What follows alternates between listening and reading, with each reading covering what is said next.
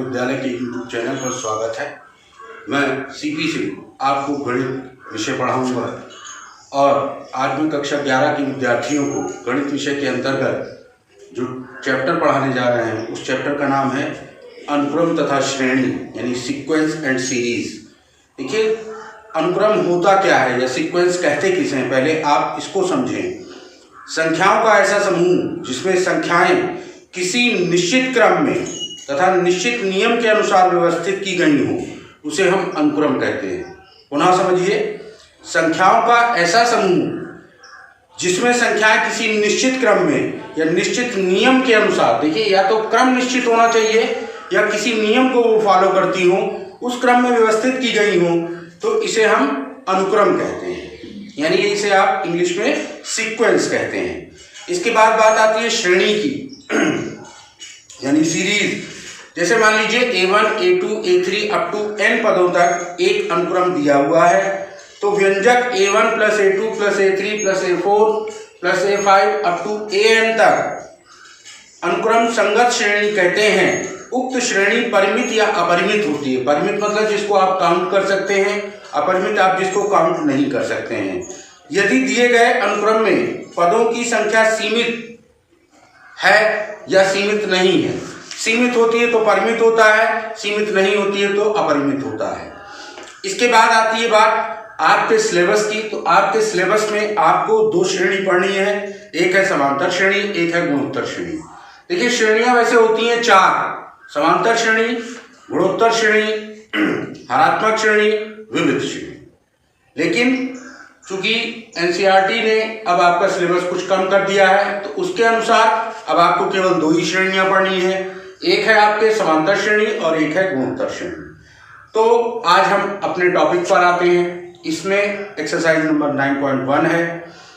तो इसमें दिया क्या है, यदि किसी अनुक्रम का nवां पद an निम्नलिखित है तो उसके प्रथम तीन पद ज्ञात कीजिए। देखिए बच्चों, बहुत ही आसान होता है, थोड़ा सा ध्यान दीजिएगा, केयरफुली समझने का प्रयास कीजिएगा कि क्या कहना चाह रहा हूं, क्या आपको चाहिए और क्या आपको प्राप्त करना है। तो देखिए, हमको सबसे पहला दे रखा है an बराबर, पहले का ए ऑप्शन, an बराबर n इंटू n प्लस 1। ये जो an है, कहीं कहीं या कोई बुक में हो सकता है आपको tn मिले, तो आप उससे भ्रमित नहीं होंगे। an और tn दोनों एक ही चीज हैं। यहाँ आपको ये nवां पद है, आप ये समझ के चलें, और हमको प्रथम तीन पद निकालने हैं। तो प्रथम तीन पद का मतलब पहला पद n बराबर 1 रख लेते हैं, दूसरा पद n बराबर 2 रख लेते हैं, तीसरा पद n बराबर 3 रख लेते हैं। जैसे n बराबर 1 रखने पर, तो n के स्थान पर जब 1 रखा तो ये A1 हुआ, और ये 1 इंटू 1 प्लस 1 हुआ, 1 इंटू 2 हुआ, यानी कुल मिला के 2 आया, यानी A1 जो है यानी प्रथम पद हमारा 2 आया। n बराबर 2 रखने पर n के स्थान पे अब 2 रखेंगे हम। देखिए कैसे रखेंगे, यहाँ A2 लिखा, जहाँ an लिखा था, उसके बाद n की जगह 2 लिखा, फिर n था, इसकी जगह 2 लिखा, प्लस का 1 हो गया। तो ये 2 इंटू 2 प्लस 1, 2 में 1 को जोड़िए तो 2 में 1 को जोड़ने पर 3 होता है, तो 2 तिहाई 6 हो गया। तो ये A2 हो गया हमारा। इसके बाद आता है A3। A3 मतलब एक n की जगह 3 रखा, ये 3 इंटू 3 प्लस 1 हो गया, तो 3 प्लस 1 4 होता है, 3 प्लस 1 4 हुआ, 3 और 4 की गुणा करनी है तो 3 चौक 12 होता है। तो ये हमारा तीसरा पद आ गया। तो देखा बच्चों आपने कितनी आसानी से हम इसको लगा सकते हैं। फिर से एक बात देखते हैं, an बराबर n इंटू n प्लस 1 दिया है, n की जगह 1 रखा हमने, तो A1 और यहाँ 1 प्लस 1 हमको पहले से दे रखा था। अब जब 1 और 1 को जोड़ा तो 2 हो गया, 2 गुणा 1 2 हो गया। n बराबर 2 रखा तो यहाँ A2 हो गया, यहाँ n की जगह 2 रखा, फिर 2 रखा प्लस 1, 2 में 1 को जोड़ा 3 हुआ, 3 दूनी 6 होता है, तो A2 का मान 6 हो गया। इसी प्रकार तीसरा पद देखिए, 3 इंटू 3 प्लस 1, तो 3 चौक 12 हो गया, यानी कि 6 12 है। अब समझिए, ये समांतर श्रेणी थी। तो क्यों थी समांतर श्रेणी, कैसे आपको पता चला कि समांतर श्रेणी है? देखिए पहला पद 2 है, दूसरा पद 6 है और फिर 12 है। सीक्वेंस है, 2 में 4 को जोड़ा तो आपका कितना आया? 6 आया। 6 में 6 को जोड़ा तो आपका 12 आया। तो एक सीक्वेंस था ये। अब हम आगे आते हैं, इसमें हमको an बी ऑप्शन है इसका, an बराबर n² बटे n+1।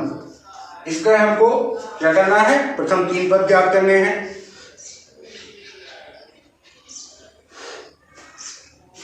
तो n बराबर 1 रखने पर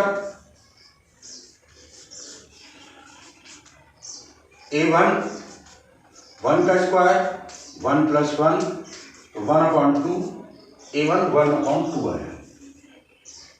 n बराबर जब 2 रखा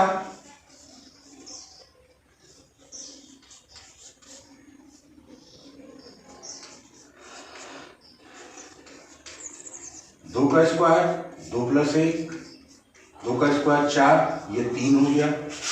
n बराबर 3 रखने पर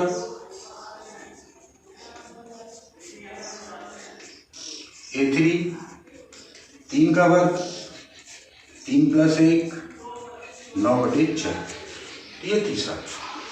अब हम देखिए दूसरे प्रश्न पर आते हैं। उसमें दिया है यदि किसी अनुक्रम का nवां पद इतना हो तो प्रथम 5 पद ज्ञात कीजिए। यही चीज है, ऐसे ही निकलेगा। तीसरे सवाल में nवां पद दे रखा है an बराबर 2n/n + 5 n + 3 और a 17 पूछा गया है, यानी n की जगह 17 रखना है। तो 2 गुणे 17 दूनी 34, 17 3 20 हो गया। हल करना चाहे तो 2 धाम 20, तो ये 17/10 है। चौथा क्वेश्चन है,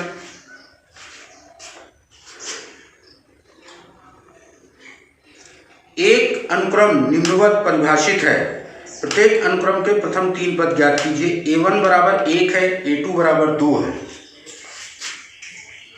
a1 बराबर 1, a2 बराबर 2 और an + 2 जो है बराबर है an और an + 1। और यहां पर n का मान 1 के बराबर है या n से बड़ा है, तो हमको 3 पद निकालने हैं। a1 हमको पता है, a2 मालूम है, तो a3 क्या होगा? भाई सीधी सी बात, इन दोनों में 1 का अंतर है। a3 बराबर 2 + 1 यानी कि 3 हो गया। a4 बराबर 3 + 1 यानी कि 4 हो गया। a5 बराबर 4 + 1 यानी कि 5। तो इस तरीके से देखिए कितनी आसानी से इसको लगाया जा सकता है। अब देखिए हम अपने अगली अभ्यास की ओर बढ़ते हैं। तो इससे पहले इसकी परिभाषा है, यानी कि समांतर श्रेणी किसे कहते हैं? ऐसा अनुक्रम जिसके किसी पद तथा पूर्व पद का अंतर सदैव समान होता है, समांतर श्रेणी कहते हैं। यानी कि एक सीरीज दे रखी होगी, उसमें दूसरे पद को से पहला पद घटाने पर जो अंतर आएगा, वही अंतर तीसरे पद से दूसरे पद को घटाने पर आएगा, और ये क्रम लगातार चलता रहता है। देखिए एक्सरसाइज 9.2 है, मैं बताने जा रहा हूँ। एक्सरसाइज 9.2 है, किसी समांतर श्रेणी का nवां पद 2n-1 है, तो श्रेणी का 7वां पद ज्ञात कीजिए। अभी मैंने आपको ये बात बताई थी कि कहीं an लिखा जाता है, कहीं tn लिखा जाता है। यहाँ tn हमको दे रखा है। समांतर श्रेणी में nवां पद जब भी होगा तो tn होगा 2n-1, ये हमें पता है। श्रेणी का 7वां पद पूछा जा रहा है, तो 7वां पद n की जगह 7 रख दीजिए। 2 × 7 -1, तो 7 दूनी 14 हुआ, -1 हुआ, तो t7 बराबर 13 है, यानी 7वें पद का मान 13। इसके बाद बी ऑप्शन है। बी ऑप्शन में कहता है k + 2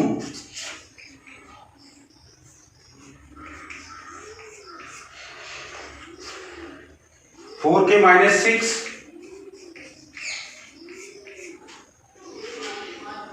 तथा 3k माइनस 2।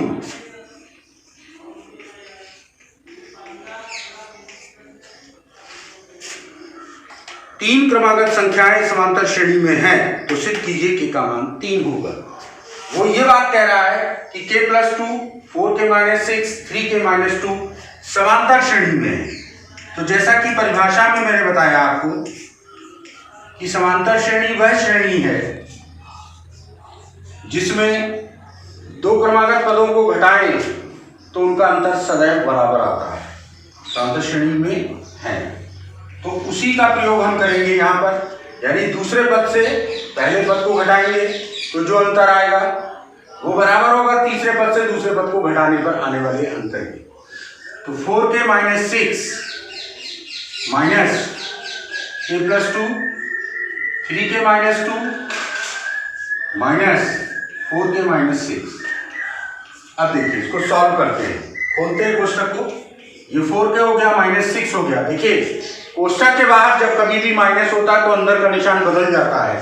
यहाँ दोनों निशान प्लस के, यहाँ बाहर माइनस है इसलिए माइनस के हो गया, माइनस का 2 हो गया। ये 3k हुआ, माइनस का 2 हुआ, माइनस का 4k हुआ और ये प्लस का 6 हो गया। देखिए इसका निशान प्लस था, इसका निशान माइनस था, तो इसका प्लस था इसलिए ये माइनस हो गया, इसका माइनस था इसलिए ये प्लस हो। अब देखिए 4k और माइनस का k 3k बचा, 6 और 2 8 होता है। 3k से 4k गया तो माइनस का k और 6 से 2 गया तो 4। इसके बाद इस k को पक्षांतर करेंगे तो माइनस है उधर, इधर आने पर प्लस होगा तो 3k प्लस k हो गया, ये 4 प्लस 8 हो गया, ये 4k हुआ और ये 12 हो गया। तो k बराबर 12/4, तो k बराबर 3 है। यही हमको प्रूव करना है। तो आपने देखा कितनी आसानी से इसे लगाया जा सकता है। आगे देखें, दूसरे का ये है 2 + 7 + 12, 2 + 7 + 12 अप टू सो ऑन, अनंत तक का 15वां पद ज्ञात कीजिए। तो पहली बात इसको हम देखें कि ये है क्या। a बराबर हमारा 2 है, d बराबर 7 - 2 यानी कि 5 आया, 12 - 7 यानी कि 5 आया। अतः उपरोक्त श्रेणी समांतर श्रेणी।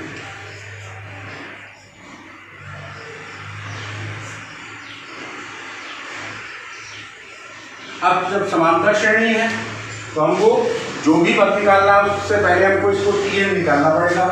तो Tn बराबर होता है सूत्र a + n - 1 × d। a की वैल्यू आपको 2 दे रखी है, n का मान नहीं पता है और d 5। तो 2 + 5n - 5 यानी 5n - 3, ये हमारा Tn आ गया। अब इसके बाद वो हमसे क्या कहता है, कौन सा पद निकालने को, 15वां। n की जगह 15 रखा, 5 × 15 - 3, 15 बचे 75 - 3 यानी कि 72, ये T15 होगा, यानी 15वां पद 72 होगा। इसके बाद इसी का बी ऑप्शन है 9 5 1 - 3,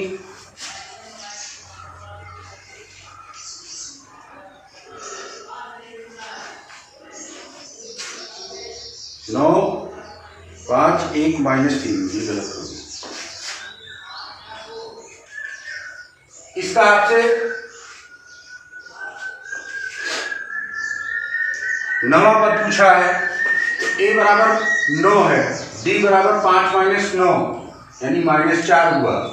तो Tn बराबर a + n - 1 × d, a की जगह 9 रखा, n - 4, तो 9 - 4n प्लस का 4, तो 13 - 4n ये Tn है। अब उसने हमसे इसका नवा पद पूछा है,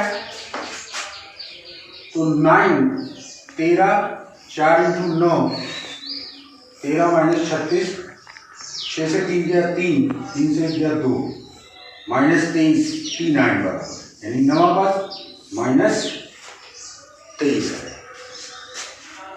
वीडियो में बच्चों यहीं तक। इसके आगे के जो सवाल हैं और अगली अभ्यास हैं मैं उनको आपको अगले वीडियो में बताऊंगा। और जैसा कि अब ऑफलाइन क्लास भी चलने लगा है, बच्चे स्कूल आने लगे हैं, आप लोग भी अधिक से अधिक संख्या में सहमति पत्र लेकर स्कूल आएँ। और यदि आपको कोई परेशानी हो रही है तो आप ऑनलाइन क्लास के माध्यम से यूं जुड़कर भी पढ़ सकते हैं, जैसा कि सरकार की नीति है। और जिन बच्चों ने अभी तक हमारे चैनल को सब्सक्राइब नहीं किया वो अधिक से अधिक मात्रा में इसे सब्सक्राइब करें, जिससे कि आपको ऑनलाइन पढ़ाई में कोई परेशानी ना हो। वीडियो देखने के लिए धन्यवाद।